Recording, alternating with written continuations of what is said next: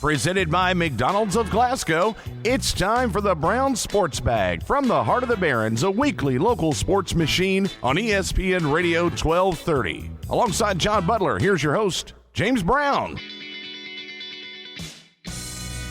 John, the high school softball and baseball seasons are finally coming to a close. These things have been, actually, I guess they've only been 2 months long, but because of the way that they moved those schedules back a few years ago, and now everybody starts before spring break in the middle of March and whatnot, these things seem to go on much longer, to the point that because of the weather, some softball teams and baseball teams had to cancel games close to the end of the season here. I think Barron's had to cancel 2 or 3 softball games because they were going to wind up with too many that they would have had played.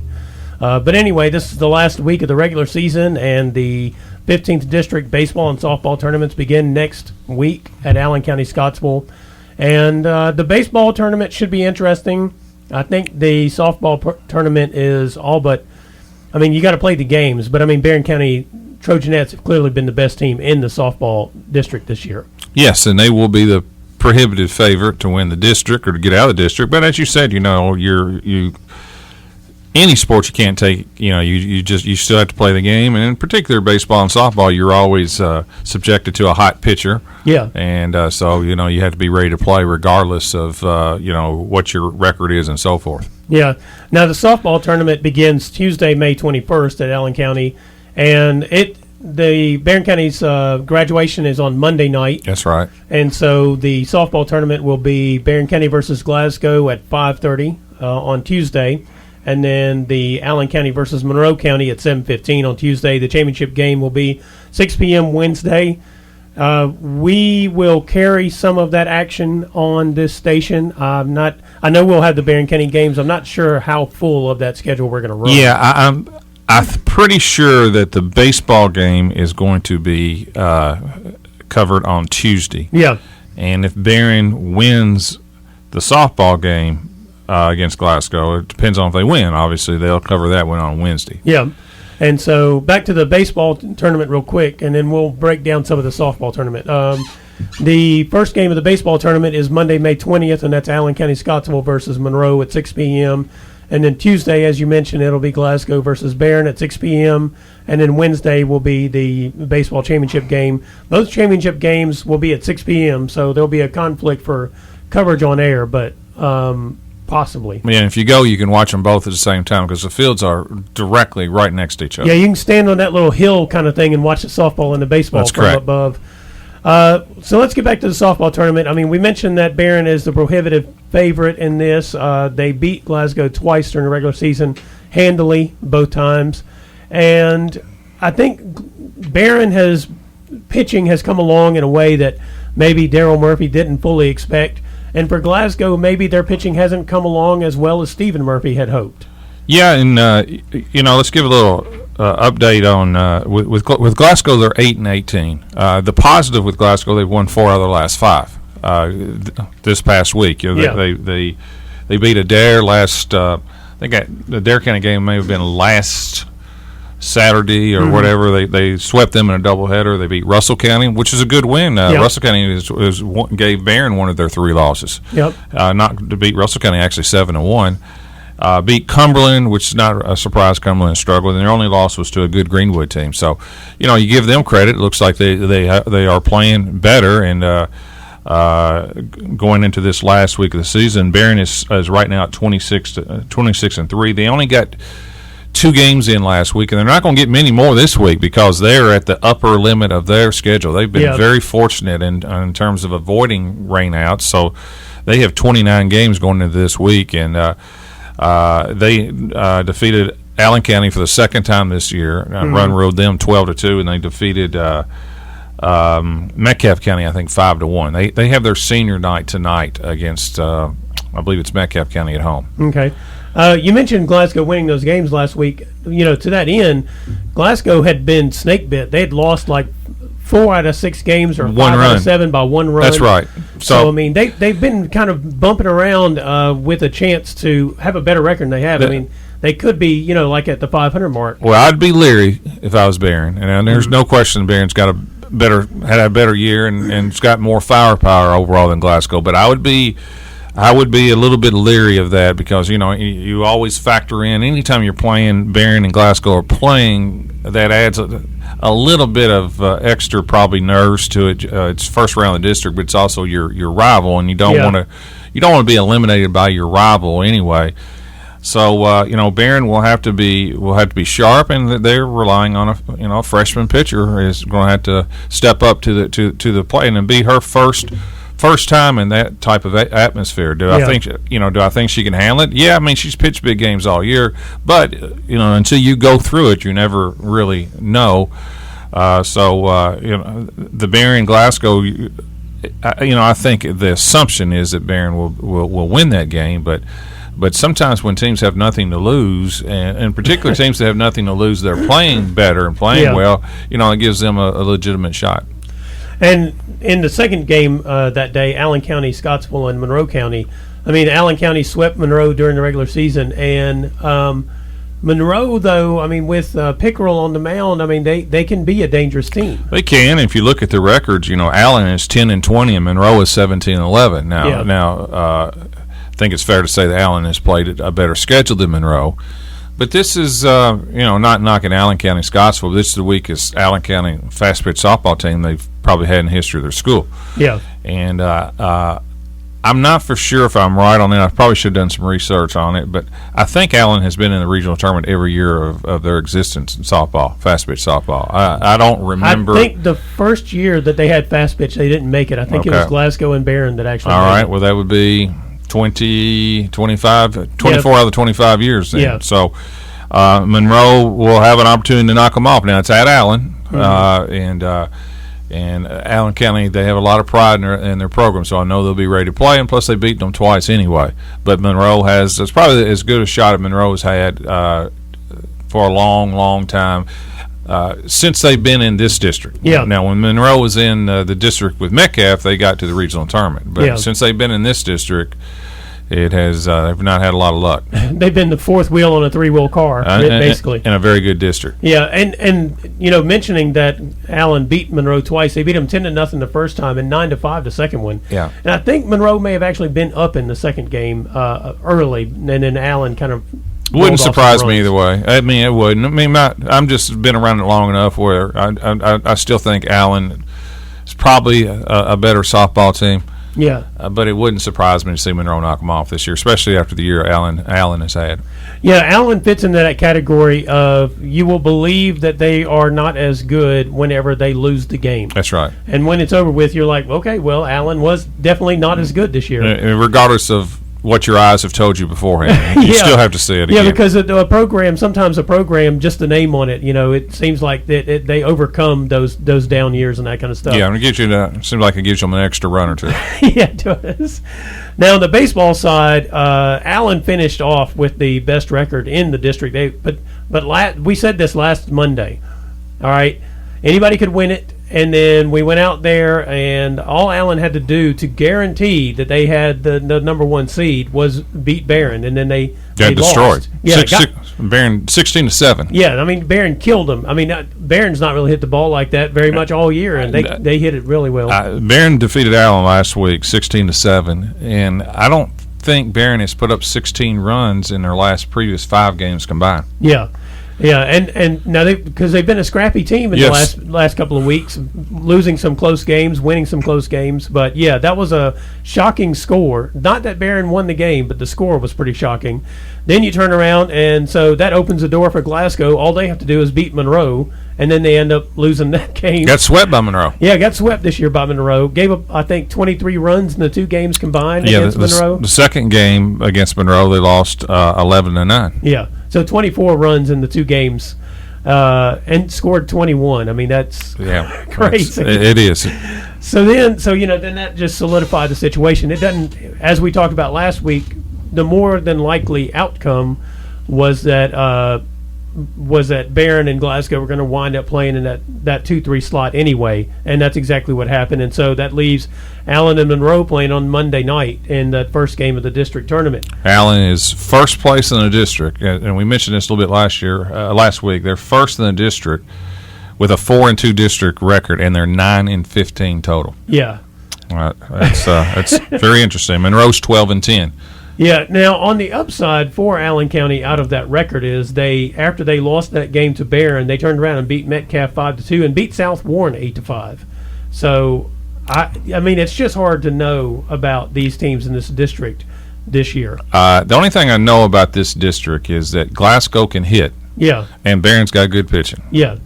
Which is going to make a fascinating first-round game. I mean, I tell you what, if the schools were combined, they'd have a heck of a baseball team. Yeah, they would. They would indeed. I would say South Warren and all those guys better beware. That's right. Slugging and pitching, that would take care of it. I would say in that first game, I still think, Allen obviously has a very good pitcher they can put out there for district games because it's worked for him so far. And so I would say that they're probably the favorite to beat Monroe, but Monroe has been able to slug the ball. They just haven't defended very well so far this year.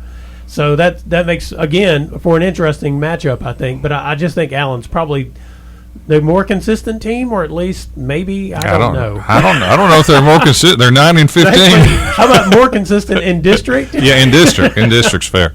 But not otherwise. No, definitely not. I would not feel comfortable putting a wager on either team. Yeah. And then, like you said, the Tuesday game, Glasgow versus Barron. I mean, it is pitching versus slugging. You're talking about a contrast, yeah. Yeah. Glasgow is 13-12, and unfortunately for Glasgow, they've lost 3 straight. Yeah. I think 5 of the last 6, too. Yeah, lost to Monroe 11-9, Somerset, who has a good program, 10-4, and then LaRue 5-2. Yeah. Now I will say, being hot in baseball going into the district generally is not a huge factor. Yeah. I've never been a big believer in baseball winning and losing streaks because normally it's the pitcher on the mound. Mm-hmm. And you can win 3 or 4 in a row and run into a pitcher and get beat 2-0, and so there goes that hot winning streak that you have. Well, and even more relevant, I think, in high school, where you might have 1 or 2 good pitchers on a team. That's right. And so, but Glasgow is just really, the good part is they can really hit. Yeah. And they're one of the better hitting teams in the region, if not the best. And their pitching and at times defense has been very poor. Yeah. Well, and the way this sets up is, I think we talked about this last week. If you're anybody that was going to face Barron, that's probably not a favorable matchup because probably the best actual pitcher in the district is Combs. Yes, who's pitching really well. I mean, they played Logan County on Friday. Yeah. Logan is 1 or 2 in the region, and Logan defeated Barron 1-0, and Justin Combs struck out 12. Yeah. And was fantastic. He's just been on. Normally, when he pitches against the better teams, and he has not had a whole lot of run support this year. Right. But he gives every time he goes out, he gives the team a shot to win. I'll just say that. Yeah. And so Glasgow's going to face Justin Combs. I don't have any doubt about it. Last year was Gillen in that pitched the first game of the district. He's been hurt. He's actually back. He's going to pitch tonight, I believe, against Metcalf. Yeah. But Combs is pitched extremely well, but especially the last 2-3 weeks of the season. I would say this too, though, about that game. I would say he definitely needs to try to finish it. I know that because the tail of the tape still has been that whenever he goes out, if it's in the 6th inning or whatever it is, they have struggled. And even though Gillen is back and they're getting healthy, right. I would still say, he's not played a whole lot this year or much at all, really. On the mound, he hasn't pitched at all, has he? So that would be a challenge, walking into that situation after missing most of the year. And especially against Glasgow, which can hit the ball, that's going to be interesting. So it's going to be a fascinating matchup. I think that's a much more interesting game, not just because we're sitting in Barron County and these are the 2 schools here, but I just think this is a fascinating matchup with these 2. And Glasgow won the 2 regular season games. So and they were both fairly close too. Yeah. But it's now Barron, the 16 runs against Allen came out of nowhere, to be honest with you. If they throw half of that in, that's you have a hard time scoring more than 5 against Barron, especially with Combs and pitching. Yeah. But they have not. That looks more like the anomaly than anything else. But But you never know. Glasgow's pitching has been, I think, fair to say, been a little questionable. Yeah. Barron's hitting has been questionable, so we'll just see which side comes out. I mean, it's I really have no. Again, it's another game I would not put a dollar on. I have no idea how it's going to turn out. I think one of the interesting things for Glasgow is can Franklin pitch? I mean, he's pitched a little bit, but I don't know how ready he is. Because if you get down to it, he's probably the most physically dominant pitcher that they have. Everybody else is not necessarily a physically dominant player. They may pitch corners and do that kind of stuff and be pretty good at it. But when you look down through Glasgow's box score, you don't see anybody pitching more than 2 or 3 innings in a game. Yeah, it's basically been a committee. It's been pitching by committee. They don't have the shoemates like they had a couple years ago and so forth. So that'll be interesting too. We may see Franklin roll out there and Jaden Franklin roll out there and pitch in that game or something, and that might make things more interesting. Well, anyway, that's kind of the setup for next week. We'll have some on-air coverage. I'll be over there for some of the games with some stuff to put online. You can find that on ESPNKY.com. And stick around. We'll be right back to talk a little bit about some of the greatest basketball shots we've ever seen, because one of them happened this weekend. This is Brown Sports Bag, brought to you by McDonald's of Glasgow. Presented by McDonald's of Glasgow, it's back to the studio with James and John, the Brown Sports Bag on ESPN Radio 1230.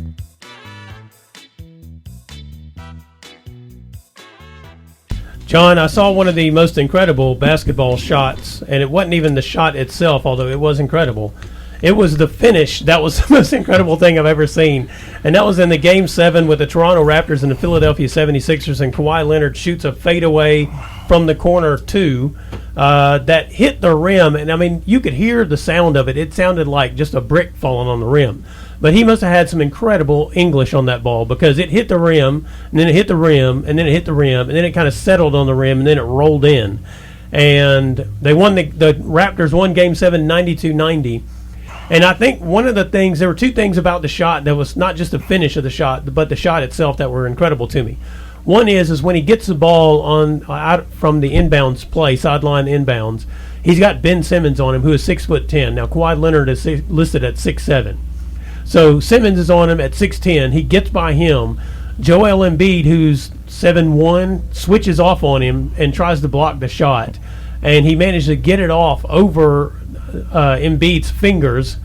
And then falling out of bounds. Yeah, falling out of bounds. Yeah. And, I mean, the ball was on the rim long enough, bouncing around, that he kind of looked like he sat down. Yeah, it looked like it was time had suspended for about forever watching the ball. Yeah, what was unusual to me about the shot was you normally from the corner, if you hit any rim at all from the corner, it doesn't go in. Yeah. I mean, it's from the front. You have the whole circle, touch some glass, and things like that. But from the side, it pretty much has to go straight in. There's just not a lot of friendly bounces from the side. And, and he got probably the most friendly.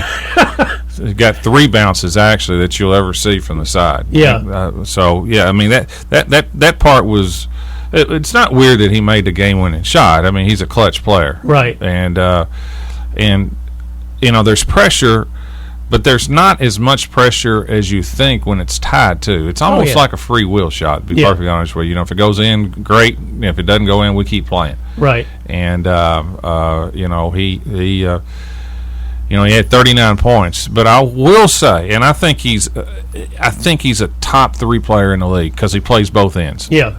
And I like him because he doesn't mouth. He doesn't do any of that other stuff that I don't really like. Yeah. But he did take 40 shots. Yeah, I think he was 41 on 39 shots is what it was. He was 16 of 39, I think, from the field. Yeah, I mean, come on now. That's a whole lot of shots. It is a lot of shots. And let's now, part of that is his team. Toronto has had a history in the last 5 years of choking. Yeah.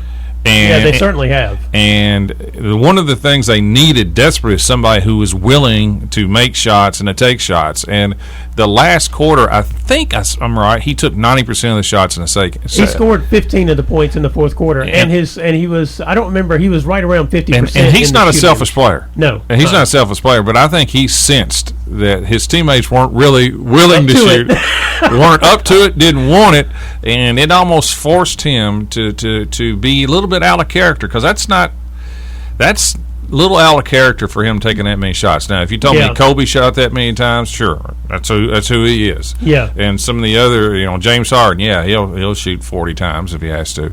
But Leonard, that's a little out of character. But I like him. I'm happy for him. There was another thing about that particular game, or the post-game discussion, and you've got Charles Barkley, Kenny Smith, and Shaquille O'Neal, discussing taking shots in the game. And Charles Barkley and Shaquille O'Neal were first-option players. Kenny Smith was a second or third-option player, with Hakeem Olajuwon and that kind of stuff. And Kenny Smith made the point. They were like, no, you ain't got to worry about the other guys taking shots. And Kenny Smith said, no, let me tell you. He said, as a second or third option player, you got to take those shots when you're the second and third option, because that's basically what it was. He took 39 shots because the rest of the team was passing up shots. That's right. They didn't want it. Yeah, they did not trust themselves. They trusted him, and I guess that trust paid off. But it also kind of reminds me of Reggie Miller's comment about the time when he scored 8 points in 7 seconds or whatever against the New York Knicks. Mm-hmm. And you get to the end of the thing, and he says the only bad thing about it was the conference semifinals. Well, that's a Kawhi Leonard shot. It was the conference semifinals. Yeah, it was Game 7, but it was the semifinals. We'll see what happens against the Bucks. But I'm with you. I do like him, and I do like his approach to the game. I tell you another thing I like about him. Whenever he gets an avenue to the basket, he still is going to stuff the ball into the rim. I mean, he doesn't care who's in front of him. And I think despite his reputation for being emotionless, I mean, he demonstrates everything on the court, not in any way where he gesticulates and acts all crazy and stuff, but just how he plays. He demonstrates his emotion in just how he plays. Right, I think. right. But in the grand scheme of great shots, I mean, where does that one register for you? I mean, I wouldn't put it in the top 10. I mean, to be honest with you, it's not something I'm going to remember 10 years from now. I'll be honest. No, I mean, the unusual part is the bounces and so forth. But I mean, it was a big shot. It's no bigger than the shot that Allen made for Miami against San Antonio about 5 years ago from the corner, and that gave them the lead. And that was just that was just in the sixth game. If they'd lost that one, then San Antonio would have won another. That was a monster shot from the corner. Yeah, San Antonio would have actually won back to back against the Heat. I mean, that was a bigger shot to me than the Leonard shot. And even the who is it? Not Sean Miller. Was it Sean Miller who hit the corner three where? No, it wasn't Sean Miller. I can't remember his name, but he hit the corner three for the Spurs that actually kind of kicked off their run of championships through the years, where it looked like his feet were on the line, but he managed to hold on to his tiptoes so he didn't step on the line and hit the three. And then, I mean, you've got all kinds of different Michael Jordan shots through the years that are actual winners. Yeah, against Cleveland. The one he hung in there against Cleveland, against Craig Elo. Yeah, or one where he beat Utah on a push off a little bit. And some of his passes that led to three: Steve Kerr, John Paxson. Yep, those were game winners. Yeah, I mean, I think he even has one to Bill Winnington against the Knicks one year that he dumped off on. Well, Michael Jordan hit the baseline shot to give Dean Smith his only national title in 1982. Right. Yeah, so Kawhi's got a little ways to go. Right. I mean, look, even locally, that probably was not the best shot we've seen this year. No, this year, no. Mackenzie England's three, and what made that special was they were down. They were down 2 at the time. Yeah, so it was a game winner. That was a game winner, and it saved all the glory that Piper and the girls got would have been nothing. Yeah, if she had not have made that shot. Well, I mean, and you as a coach, I mean, you witnessed one where the shot was taken while T.J. Thomas was sitting on the floor. Now you talking about the butt shot? That was in a regional tournament against Cumberland County, right? And that shot is historic in my mind, not because I was part of it, but falling down, making a game winner, sitting on your butt.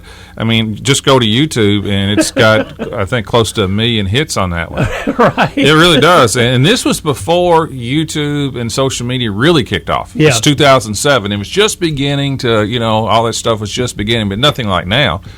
And, I mean, that's a shot that, and again, that propelled us. We went on and won the region that way, too. Yeah. But Patricia Barlow made a huge one in 2004 in a state tournament against Muhlenberg, where she went from one end to the other end and made a shot at the buzzer. Yeah, I mean those buzzer beaters are special, obviously special. They won't go down in world history as great as the greatest shots, just because we're not in the NBA and we're not on TV like that. But right. But those are for me and for this area. Those are big shots, and I think Glasgow can probably argue there were some big shots made last year when they made the drive to beat Barron in the boys district. That's right. Yep. So those are things that if you participate in those things, you won't ever forget those shots. Yeah, I kind of think there was a whole game between Allen County and Monroe County in the 15th district. Girls, where the boys when they went 4 overtimes, where it was like big shots at the end of each. I mean, at every one of them, you thought there's no way they're going to top that, and right. somebody would make a shot to tie it up. That was a wild one, as I recall.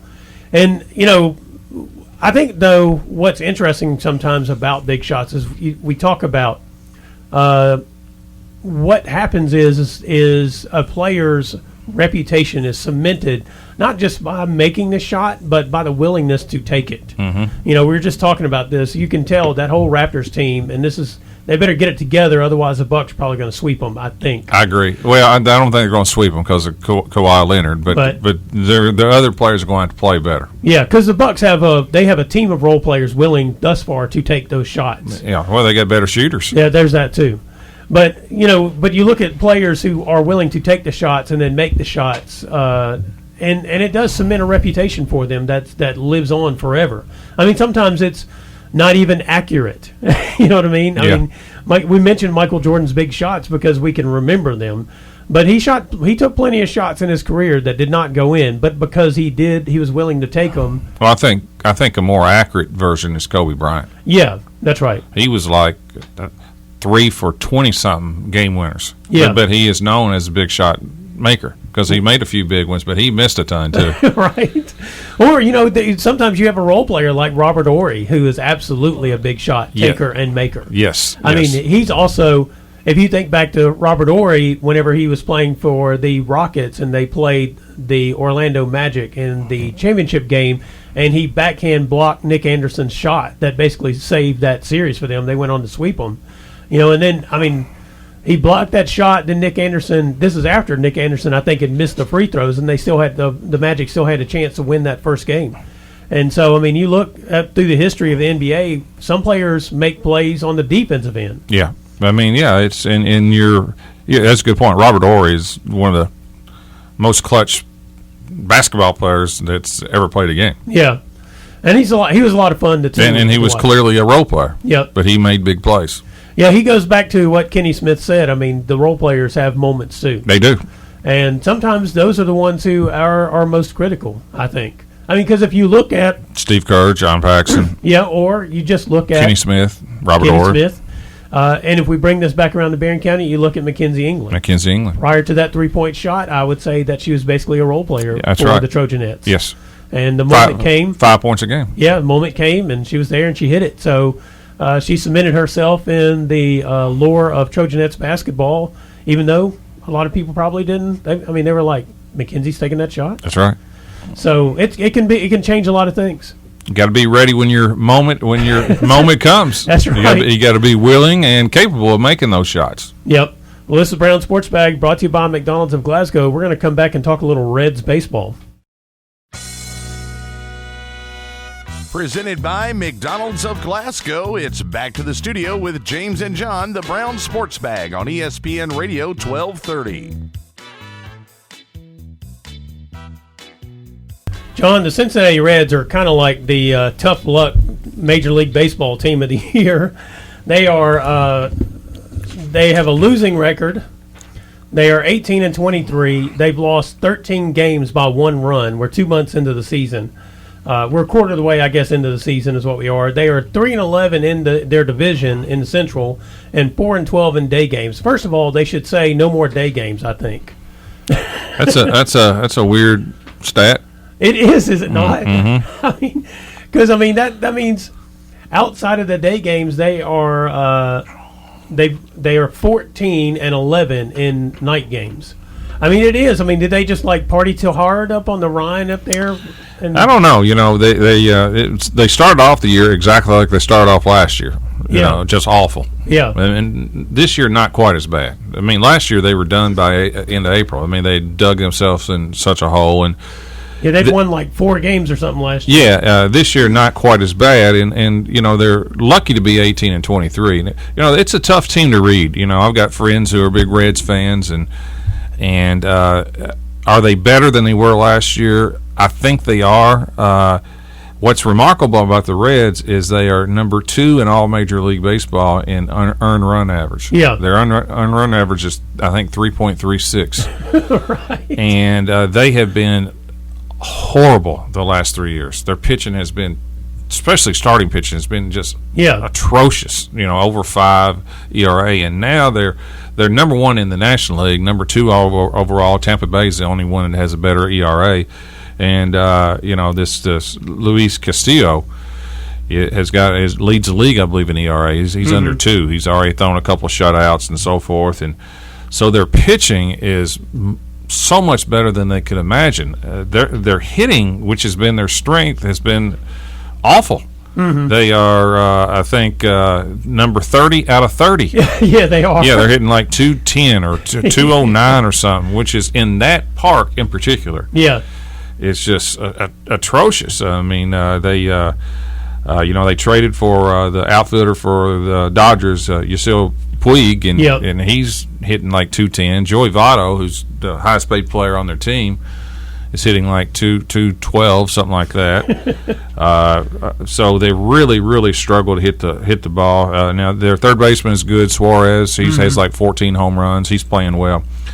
They've got a little bit of spark in the last week. They called up their first-round pick in 2016, the kid from Tennessee, played at the University of Tennessee, Nick Senzel. Yeah. And instantly what they did, they put him in the outfield. He's an infielder.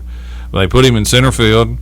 They cut Kemp that they traded for, too. They just flat-out cut him, sent another outfielder. Get the bricks. I think Schwarber sent him back to Louisville and said, Senzel, you're going to play every day, and he's brought a lot of life. Yeah, he's hit everywhere he's ever been. He's already had 3 home runs in his first like 8 games. And I think his first major league at bat was a home run. It was, and I think overall you got to like the direction they're going.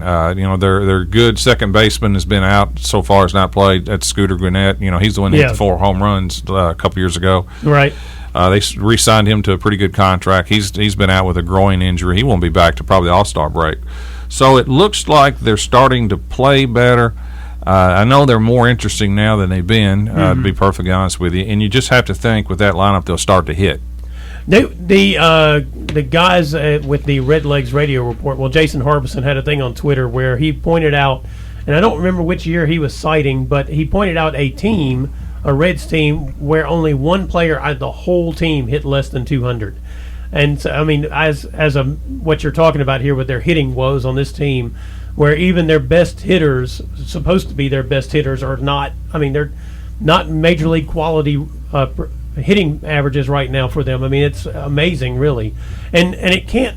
I mean, they've seen the good ones and the bad pitchers in this league so far. I mean, they've played Milwaukee. I mean, they ended up, I think, sweeping a series with Milwaukee, which has the worst record in the league. But they now, Milwaukee didn't have the worst record in baseball. They're like one of the top teams in the game. Who was it then? Anyway, I got it backwards probably. But they swept them, and now it's escaped me. You know, I'm a baseball aficionado. So I know we have Reds fans. I thought I might try to talk about this. My bad. Anyway, I mean, they swept the series against the worst team in Major League Baseball, and I think in that series when I was looking at it, even in that, They had a grand total of like 11 runs out of the 3 games. Yeah, and they won. I think it's Florida you're talking about. Yeah, the Marlins. That was the Miami. Marlins. Yeah, And so I was just like, looked at that. That was the series I looked at. I'm like, that's just amazing. I mean, this team is atrocious, and they can't even put up runs against those guys. So I mean, it's just kind of a mystery to me. I'm sure I think when the weather gets warm, they're hitting a turn on a little bit. Yeah. I do find that just the stat that they're 4-12 in day games is amazing, though. I mean, you just figure. I mean, what is the difference between a day game and a night game for a baseball player? I mean, really. I mean, that's a good question. I mean, it's sometimes it's how you see the ball, but I think it's just one of those strange stats. I mean, I don't think there's an answer. They did shut out Oakland this past week 3-0 on a day game. That's right. And sometimes it's who was on the mound. Castillo was on the mound, the best pitcher in the league. So I don't think it bothered him. Yeah. Meanwhile, though, you mentioned the Rays. I mean, they seem to be rolling along again this year. Well, that's. I'm not saying they're the surprise of the league, but in that division they're in there with all the heavy hitters, Boston and New York, and they clearly have the lowest payroll. Yeah. But you had to give Tampa credit; they're in first place. They got the number 1 pitching in the league. There's probably not an organization other than maybe Oakland, Houston, them that drafts better than Tampa. And of course, we have the Class A team down in Bowling Green, the Hot Rods. That's right. Yep. And just Tampa to compete in that division year in, year out. They never sign anybody hardly because they just don't have the money. They are tremendous at drafting and playing young players. Just they do a great job. I think they can hold on. I don't. I just think they're up against it, but they'll be there near the end because they're pitching so good. You mentioned the way that the Rays get it done. I mean, they're kind of an interesting team at this particular point in time because they are really good. You look down their roster, and it's guys that they bring in and develop. That's what they do. And it's pretty impressive, and especially, I mean, since they've gone to this, I don't know, what has it been, 6 or 7 years now, they've really kind of gone to building their team through this method, and they'll have a down year every 3 years, but they come back strong. It's impressive. And as in that division, where they enter division, they have to play Boston 18 times, New York 18 times, Toronto 18 times. That's not easy, and they find a way with just young talent. Now, unfortunately, they have a hard time re-signing them after that, but they do a great job of being highly competitive and so forth. And they're one of the better teams. I really like Houston. Houston has got off to a good start again, and they've been. They've won the World Series 2 years ago, and they got beat last year in the American League Championships by Boston. Mm-hmm. They're going to be hard to beat. They look like they're one of the better teams. Boston got off to a horrible start, and now they finally they just went over the 500 mark. So, they were at one time about 10 under. Now they're over 500. So they've got that righted. And the division that the Reds are in is a really good division. Unfortunately, the Reds are in it. That makes it tough. But St. Louis, Milwaukee, and Chicago, the Cubs, that's 3 really good teams. Yeah, back to kind of, I guess, Houston and Tampa Bay. I mean, they seem to be defying the general wisdom of Major League Baseball, which is spin, spin, spin. I mean, they have come up with a different method for being competitive. Right. And Houston they changed that about 5 years ago, where they lost over 100 games. Yeah. And they have built by their farm squad. Their farm team. Now, the good news with Houston, though, is they have enough money and cash they can spend. Yeah. Tampa, based on, they've got a terrible place to play. They don't draw very well. They do not have the same money as Houston does. Yeah. I think the interesting thing to me about Major League Baseball is that's different than the NBA and the NFL is the amount of spending that can be done for these teams, and yet there seems to still be a competitive balance, which seems to defy the kind of nature of the other 2 leagues in a lot of ways. And actually, I think defies the history of Major League Baseball. The last few years have defied that history of Major League Baseball. Yeah, there's no cap. Yeah. Still the advantage goes to New York and Boston and people who can spin. And the Dodgers. Yeah. I mean, if you can spin, it's to your advantage because you can get the best players. But you can also spin unwisely too. Yeah. And it has enabled teams like Houston, Milwaukee, to step up and do quite well through their farm team and wise spending and so forth. Cincinnati is trying to go that direction. Mm-hmm. So it's Oakland has done that with a very limited payroll. Yeah. So Pittsburgh has been good lately. So you can do it. Now it's the problem is you can't stay there on top very long if you can't pay your players, and that's why New York and Boston and the Dodgers tend to be always around. They can pay. Yep.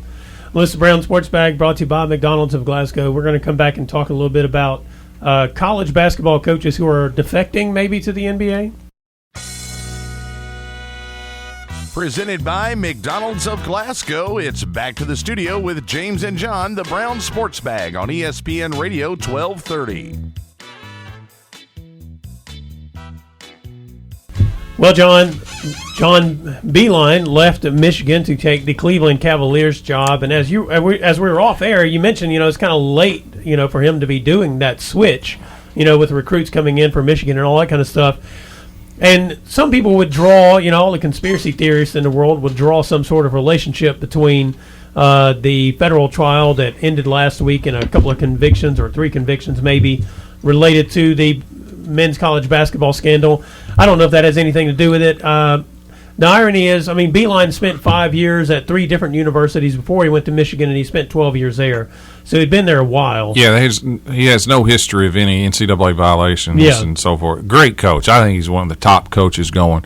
He doesn't really fit the NBA profile, though, in terms of a lot of the NBA coaches are younger, and he's in his mid-60s and has zero pro experience at all. But I tell you what, he's renowned as a tremendous offensive coach in terms of execution and how they run things and so forth. He showed interest last year in the Detroit Pistons job. Of course, Michigan and Detroit and so forth, and either didn't get it or he turned it down. So obviously this is something that is interests him. I guess you can look at this way. If you're a coach, the highest level to coach at is the NBA. Yeah. The game is totally different from a college game. So it's just going to come down to it. And NBA is about players. You got to get players. And I think what Cleveland is thinking on, they need to develop players. Mm-hmm. And my only question would be is will the players that he has now, the younger they are, they're more willing to listen. Yeah. Will his players in college? They're going to listen to you. It's just the way it is. The coach has all the power. In the NBA, the coach does not have all the power. Oftentimes, it's the players have more power. Right. Yeah, I think it will help him to have a young roster who will listen to him. He would not work out at all with LeBron and players like that. They're not going to listen to him. But a young roster with a 5-year contract, it may be a good move. He clearly knows the game, and he's adaptable, and he will get players better. He probably will have enough backing from the owner because the owners have paid him a lot and guaranteed 5-year contracts. So that means he's going to be there for a while. I wonder if they do not have the Cavaliers are going to get one of the top 3 picks more than likely. I think they're going to have the bounty ball thing next week, maybe next Wednesday or so. Talking about the lottery. Yeah, talking about the lottery to see who does get the draft picks 1 through 13, I think it is. The Knicks have the best shot at getting it. Yeah, they have the best shot, but I think the Cavaliers are right there. I think they are in the 3 slot, depending on how the balls bounce, I think. So I'm guessing they're looking at it and saying, we can get a young player. Going back to what you're saying about the development, maybe it's best to try to get a college coach who's fresh out of understanding these young players and coaching them and seeing if we can't make that connection. Right. And you're right. Beilein's done a great job. I think they've been in the NCAA finals twice while he's been there. Right. And so he's turned Michigan around. He is a tremendous coach. I think he's one of the better coaches in the game. When he took the job, as I recall, at Michigan in 2007, there was a lot of talk about how Michigan had been a great program, and the question at the time was, is Michigan still a good program? Mm-hmm. And it's they took him out of West Virginia, and after he'd been there for 5 years, he was at Richmond before that for 5 years. So that was the question, and he was kind of a curious hire at the time. Like a lot of people didn't think he was the right person for Michigan because they didn't really. his track record, his history didn't suggest he was a Michigan kind of guy. That's right. Recruiting wise. That's correct. As whatever that insinuates, I don't know, but that was, as I recall, that was the talk at the time, and so he proved that he was a Michigan kind of guy. He got the players, and he also, I tell you, one other thing I thought was interesting, talking about what he developing players. He brought in some different kinds of players at Michigan than Michigan traditionally had. Like shooters. Well, shooters and big men who could shoot. That's what I meant. Yeah, and which was not kind of the history of Michigan. And and I guess that's what he did at West Virginia too. They were known for a 3-point shooting team up there. Yeah, they really shot the three, even more so at West Virginia than Michigan. He had more of a combination of athletes and shooters at Michigan. That's why he got to the Final Four. Yeah, and so there you go. You land. Maybe he is an NBA kind of coach. Well, the way the game's played now I agree, and it's really helped the college coaches' opportunities. Brad Stevens has helped. Because he's renowned. Now, this year was a down year, but he's been tremendous at Boston, and he's got all kinds of accolades at how well Boston has played and performed and so forth. This year, I think Kyrie Irving kind of threw a little wrench into his style. Yeah. But Brad Stevens did, a successful coach at Butler, did a tremendous job at that, and I think his success has probably opened the door a little bit to certain owners that that want to go in that direction. What's interesting, I think, about the NBA is there was a period of time where college coaches were like the coaches that they were grabbing for NBA teams. Yeah, Calipari, Pitino. Yeah, I mean that was the thing that was happening, and then it switched over to former players. Maybe players who haven't even really been assistants very long. But they played in the league, so they instantly got the respect from the players they were coaching. Right. Whether or not they knew what they were doing or not. Yeah. Well, going back to what you said, I mean, it's more of a players' league. So, I mean, right. A lot of the ownership, a lot of the GMs maybe took the tack that, well, all they really need to do is keep the players engaged. Right. And the players will take care of the rest. And, I mean, I think the truism of basketball, though, is it's a combination of all that, no matter what the level is. I mean, the coach has to keep the players engaged and motivated, but at the same time... And they had to have the respect of the players. Yeah. Greg Popovich's example, he's probably known as the best coach in the game. I don't think he played a lot of NBA basketball. Zero. In fact, he was in the Navy, that's correct, in the military. Yeah. And so, it's a little... Sometimes it's disingenuous when you hear, players talk about, well, they want to be coached by other NBA players. Well, I think most players want to be coached by people who know what they're doing. Yeah. And, Greg Popovich is as good as it gets. Yeah, and going back to the innovation of the game, Frank Vogel has got the head coaching job with the Lakers, and he's bringing Jason Kidd with him, who got... By force. Yeah, by force. Who got canned in Milwaukee because he couldn't figure out how to build a team that accentuated what Giannis Antetokounmpo does. They get Budenholzer in there, and he's like, well, this is what we're going to do. This is what he does. We're going to find a bunch of guys he can pass the ball to when he gets triple teamed. They're fun to watch. And so... I don't know how great of a Budenholzer was as an NBA player. He took Atlanta to the playoffs, and they won 50-something games with Atlanta. And when's the last time that's happened? Yeah, that Atlanta team. I mean, we're talking about Kyle Korver and some other people. No names. That's correct. It was not necessarily. Al Horford, I think, was there at that time. I mean, so it was a bunch of mix and match pieces that he got a lot of production from. That's correct. Somebody, DeMonte Carroll, who I don't think's in the league anymore. He's in the league. Oh, is he? Yeah, he's with New Jersey. Yeah. Brooklyn. Okay, yeah. So he's helping the Nets out these days.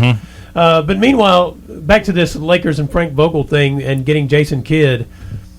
I mean, how far have the Lakers fallen? I mean, they went after two other guys who said no thank you. I keep thinking. I'm not talking head on TV that that all certain shows. That's all they do is NBA. Yeah. My take is it's LeBron James. Yeah. That's my take. It's LeBron James. That makes it difficult to find the right coach because everywhere he's gone, pretty much except for Miami, they had to get rid of the coach. Yeah. And you have to somehow tailor your needs around him. Which is not with the Lakers it's not a good fit because the Lakers are primarily, other than LeBron, young first, second year players who need like a John Beilein type of coach. Yeah. They need to be coached. Well, LeBron doesn't want to be coached that way. Yeah. So they're in a tricky situation where the first person they offered the job was Ty Lue, but they didn't offer him long enough. Only 3 years. He's like, I'm not putting up with this. That's correct. And then he offered the guy that ended up going to Phoenix. The guy Monty Williams, I think, took Phoenix over L.A. Yeah. What tells me people are not comfortable trying to coach LeBron James. I kind of wonder if it's a combination of not being comfortable coaching LeBron James and they don't really trust how the Lakers organization is run. Maybe right both. now. That's right. Well, this is Brown Sports Bag brought to you by McDonald's of Glasgow. We'll be back next week, and then the playoffs will be on the way. Thanks for listening, and be sure and join James and John once again next Monday at 4 for the Brown Sports Bag, a local weekly sports machine presented by McDonald's of Glasgow. This is WCDS Glasgow, ESPN Radio 1230, your total sports leader.